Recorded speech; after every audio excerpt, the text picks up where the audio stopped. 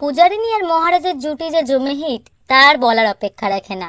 প্রতীক আর রত্নপ্রিয়া জুটি হিসেবে উড়ান ধারাবাহিকেই একসাথে প্রথম কাজ করছে। মহারাজ অর্থাৎ প্রতীক, তার জনপ্রিয়তা নিয়ে নতুন করে বলার কিচ্ছু নেই। পূজারিনীও দারুণ জনপ্রিয়তা লাভ করে ফেলেছে এই অল্প সময়ের মধ্যেই। ধারাবাহিকে এখন অনেক ঝড় ঝাপটা পেরিয়ে সোমরাজ ও প্রিয়াঙ্কার বিয়ে হয়, কিন্তু প্রিয়াঙ্কার সত্যি কিছুতেই সে সোমরাজের সামনে আসতে দেয় না।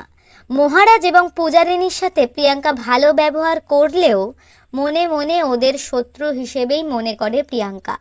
বর্তমানে মহারাজ ও পূজারিনী আপনি ছেড়ে একে অপরকে তুমি বলা শুরু করেছে, কিন্তু তার মাঝেও তাদের মান অভিমান বজায় আছে।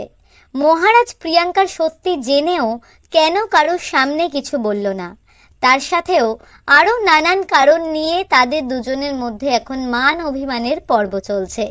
এই মান অভিমানের মধ্যেই সামনে আসে ধামাকাদার একটি প্রোমোতে দেখা যায় মহারাজ পূজারিনীর মান ভাঙাবে বলে একটি অ্যাপ তৈরি করে তার পূজার দোকানের জন্য, এবং পূজারিনীকে গিয়ে সেটা দেখায় এবং তুমি করে ডাকে। সঙ্গে সঙ্গে পূজারিনী তাকে বলে তুমি নয়, আপনি। ওদিকে সোমরাজ ও প্রিয়াঙ্কা বলে মহারাজের অ্যাপটা ফ্রড হলে আবারও জেলে যাবে। অন্যদিকে পূজারিনী মহারাজকে বলে আমি যাকে বিশ্বাস করি না তার থেকে কিছুই নিই না।